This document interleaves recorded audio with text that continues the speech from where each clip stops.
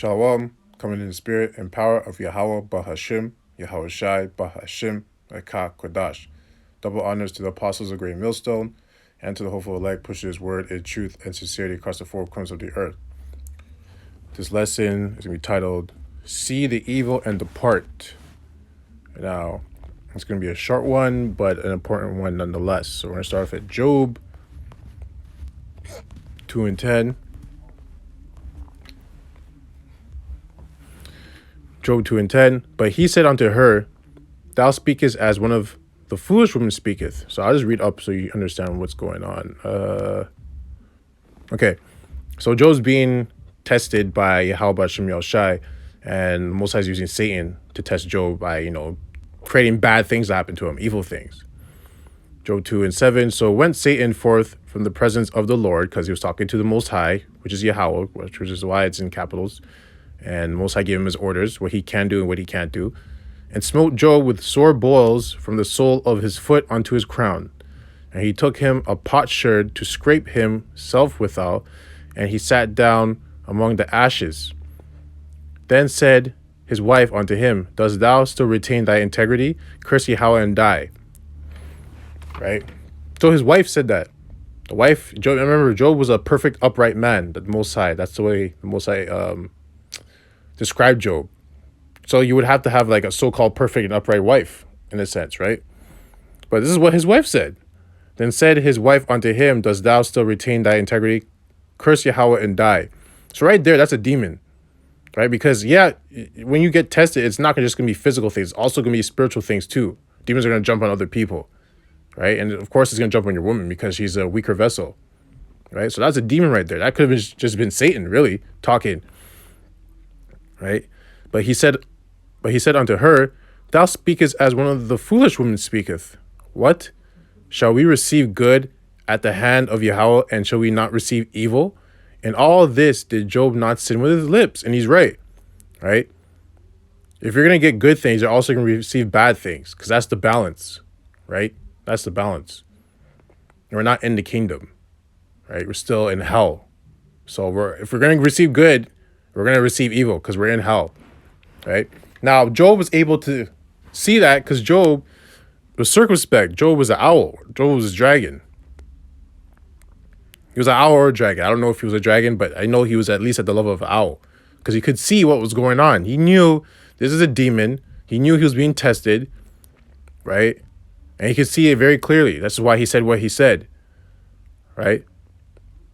Because he knew he was being tested. And he wasn't going to make a mistake for the lack of not being able to see, right? Hence why the title is See the Evil and Depart. So he departed from that evil, because he didn't enter into that conversation. He didn't enter that discussion about anything about cursing out the Most High. He just cut it up right then and there.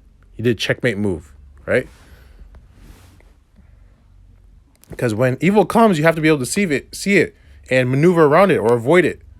But if you can't make your move, if you can't see it, you can't make your move against it. You can't avoid it. You're going to hit it.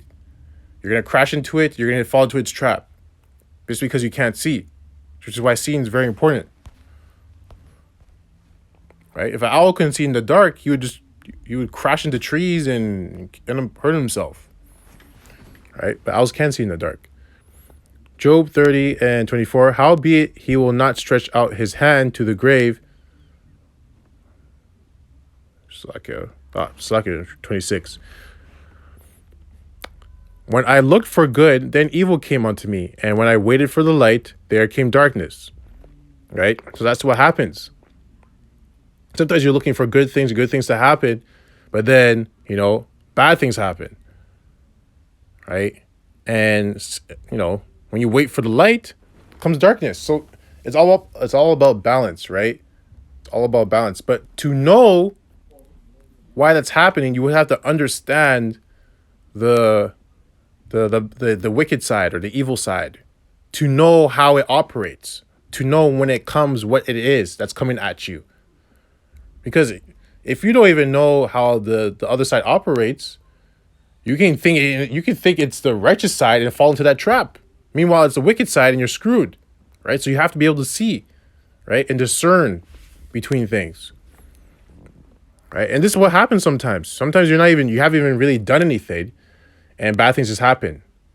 And that even goes further in the fact of your past lives, what you did in your past lives. You were just wicked in your past life, so this is just judgment for that. So you just had to take it, right? But you still have to move circumspectly when it comes at you, right? You have to navigate.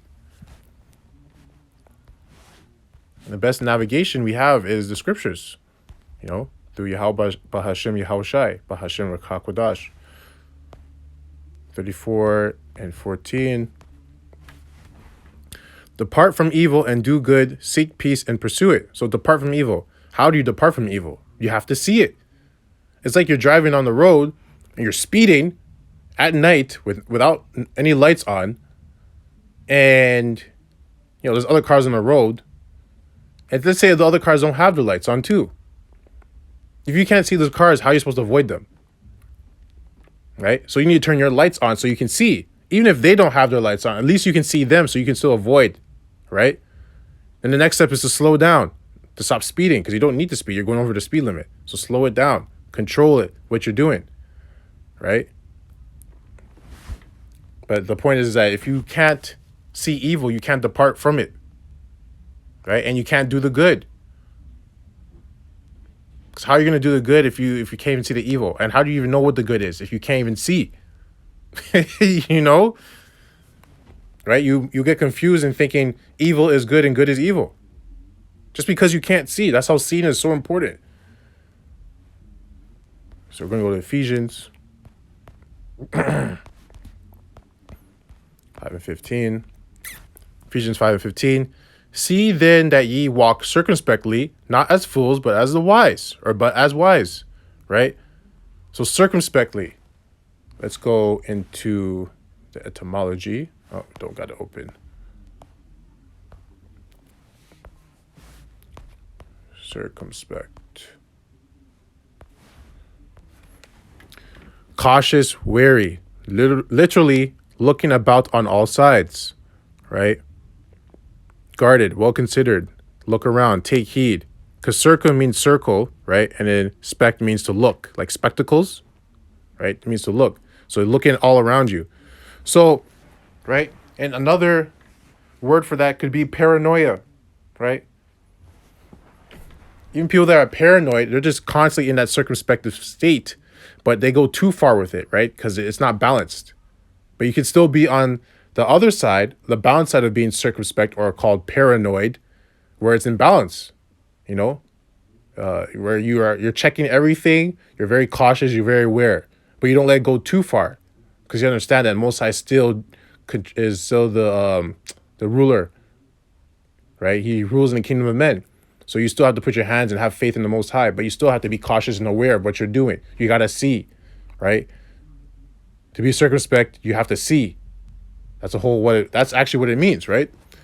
So, right, and as it says, see then that ye walk circumspectly, not as fools, because fools don't walk circumspectly, but as wise, right? Well, actually, Salakia, they do walk circumspectly. Like I just said, you can get in the sense where you get paranoid. So that's how a fool is, right? They get paranoid in the sense where they go too far with being circumspect, right? But as a wise man, you're circumspect, right? If you want to differentiate from the words, right? You can say paranoid is the left-hand side or the unbalanced side of being circumspect, right? Because if you notice, a lot of people that are paranoid are usually the ones that are in like those loony houses, those sick homes, because they've gone too far on that side, right? The wise are circumspect, where they're balanced with it. Okay? So the last one is Hebrews 5 and 12.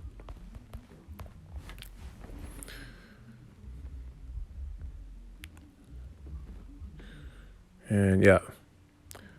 So I'm just going to read to the point. For when for the time ye ought to be teachers, ye have need that one teach you again, which be the first principles of the oracles of Yahweh, and are become such as have need of milk, and not a strong meat. So when you first come into truth, you need to be taught and you need to be drinking milk because you're still a baby, right? You can't be getting the strong meat because if you give an actual baby strong meat, it can't digest it because it doesn't even have teeth to digest that food or to even break it down to be digested, right? And its stomach is not strong enough to push the food around. Its acids are not strong enough to digest the food and break it down, so it can't handle that. So it needs liquid stuff, milk, right? For everyone that useth milk is unskillful in the word of righteousness, for he is a babe. Yeah, because only babes use milk. So you can't say you're a teacher if you're still using milk, right? But strong meat belongeth to them that are full of age, even those who by reason of use have their senses exercised to discern both good and evil. So one's strong in age, or sorry, Slakia, the ones full in age can handle strong meat like steaks, T-bone steaks, with all that bone and the meat and the bone marrow. You have to be full in age, you have to have full teeth, a developed body, a developed system in breaking down and digesting food, right? And we're talking about spiritual food, right? And to be full of age, you're at that age of you're wise, right? You're full grown, you're wise, whether you're a young man, a young man or an old man, you're full of age, right? Then you have the levels within that, as your wisdom increases. But once you get to the full age, you can digest strong meat, right? But the point is at the end where it says, even those by reason of use have their senses, which is their senses, exercised to discern both good and evil. So the word discern, what does that mean? Perceive or recognize a difference or distinction between two or more things, right?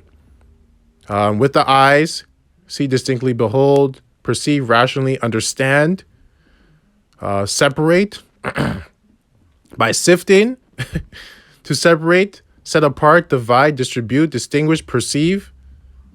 Okay, so there you go. So that goes back to what I'm saying. Someone full of age can see good and evil. They can be an owl or a dragon. They're on that level because they can see good and evil. That's how they can depart from the evil, because they can see it, right? Because their senses have been exercised to give them the ability to discern between good and evil, right? So it takes time to develop those senses. Now, if you don't have those senses and you're still in the milk stage, then you need to, keep drinking milk so your body can develop faster, right? Because as the babies that eat more, they develop quicker.